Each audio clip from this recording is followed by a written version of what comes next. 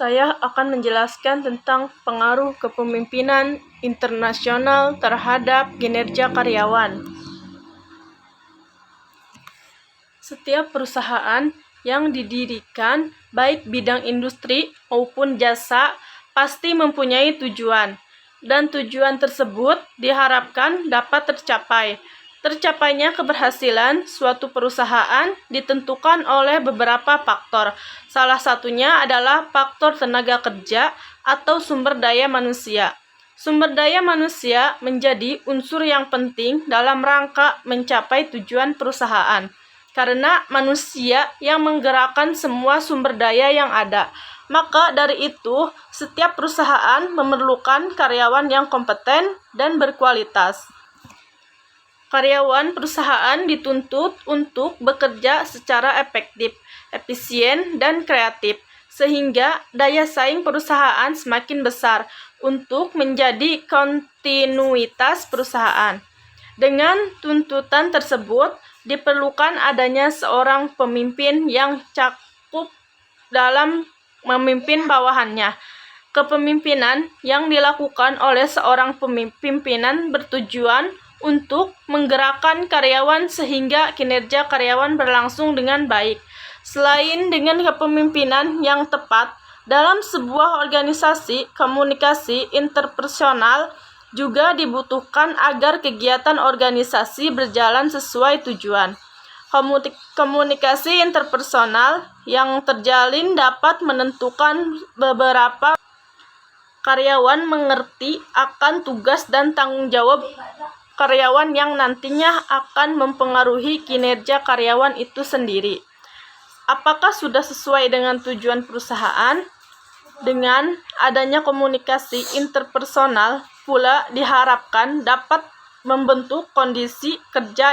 Teknik analisis data yang digunakan untuk menjelaskan data yang diperoleh dari hasil penelitian terdiri dari analisis data kualitatif dan analisis data kuantitatif yang diuraikan dengan uji validasi, uji reliabilitas, tabulasi silang, koefisien determinasi, analisis regresi linear sederhana, analisis regresi linear berganda, uji T dan uji X. Regresi linear sederhana kepemimpinan terhadap kinerja karyawan. Regresi linear sederhana adalah analisis untuk mengukur besarnya pengaruh antara variabel independen atau kepemimpinan dengan variabel dependen kinerja karyawan. Adapun hasil analisis dapat dilihat pada berikut ini. Dari persamaan regresi antara kepemimpinan terhadap kinerja karyawan menunjukkan bahwa 1. Nilai konstanta sebesar 12,649 menyatakan bahwa jika variabel kepemimpinan dianggap 0, maka besarnya nilai kinerja karyawan adalah 12,649. Yang kedua, koefisien regresi variabel kepemimpinan sebesar 0,611 menyatakan bahwa kepemimpinan mempunyai pengaruh positif terhadap kinerja karyawan. Jika penilaian terhadap variabel kepemimpinan naik sebesar 1 satuan, maka akan meningkatkan penilaian kinerja karyawan sebesar 0,611. Dapat diartikan bahwa semakin baik kepemimpinan, maka semakin baik pula kinerja karyawan. Regresi linear sederhana komunikasi interpersonal terhadap kinerja karyawan. Regresi linear sederhana komunikasi ini yaitu analisis untuk mengukur besarnya pengaruh antara variabel independen atau komunikasi interpersonal dengan variabel dependen kinerja karyawan. Adapun hasil analisisnya dapat dilihat pada berikut ini. Yang pertama, nilai konstanta sebesar 12,317 menyatakan bahwa jika variabel komunikasi interpersonal dianggap 0, maka besarnya nilai kinerja karyawan adalah 12,317. koefisien regresi variabel komunikasi interpersonal sebesar 0,623, menyatakan bahwa komunikasi interpersonal mempunyai pengaruh positif terhadap kinerja karyawan. Jika penilaian terhadap variabel komunikasi interpersonal naik sebesar 1, maka akan meningkatkan penilaian kinerja karyawan sebesar 0,623. Dapat diartikan bahwa semakin baik komunikasi interpersonal, maka semakin baik pula kinerja karyawan.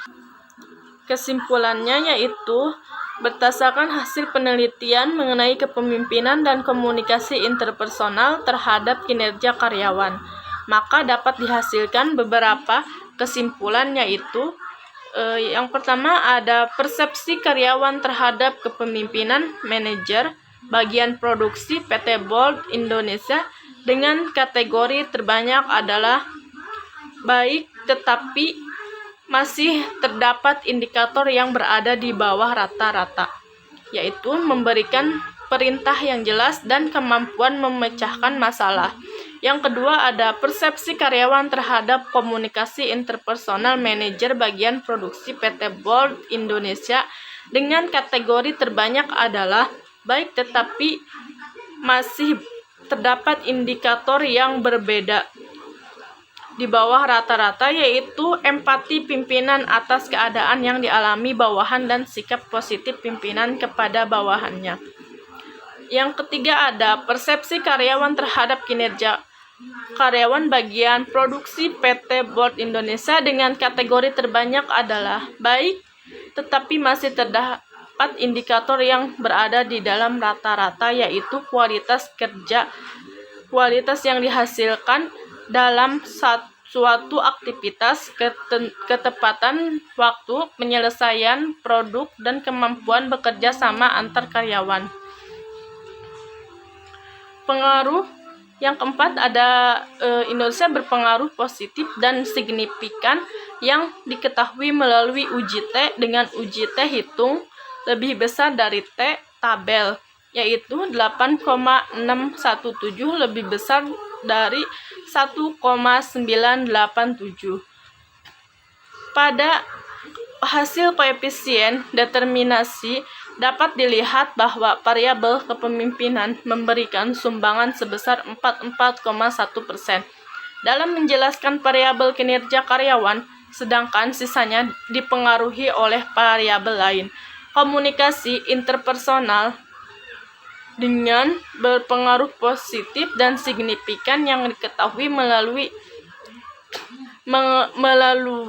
variabel komunikasi interpersonal memberikan sumbangan sebesar 31,4% dalam menjelaskan variabel kinerja karyawan, sedangkan sisanya dipengaruhi oleh variabel lain.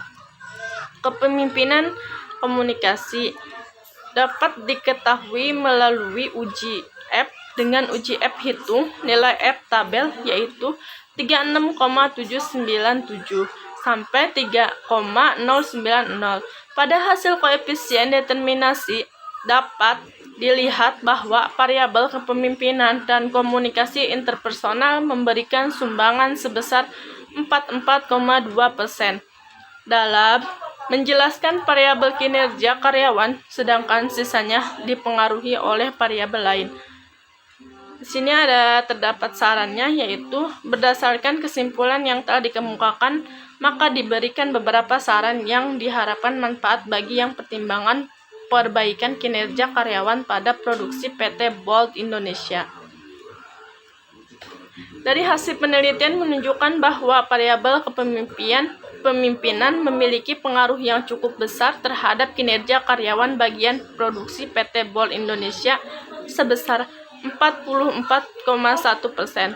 Oleh karena itu, untuk meningkatkan kinerja karyawan bagian produksi, pemimpin perlu memberikan perintah yang jelas terlebih apabila dapat pesanan baru sesuai kuantitas, ukuran, dan ketebalan yang diminta oleh pelanggan, dan memberikan bimbingan kepada bawahannya dapat melalui pertemuan rutin untuk memberikan briefing terkait dengan cara penggunaan mesin yang benar.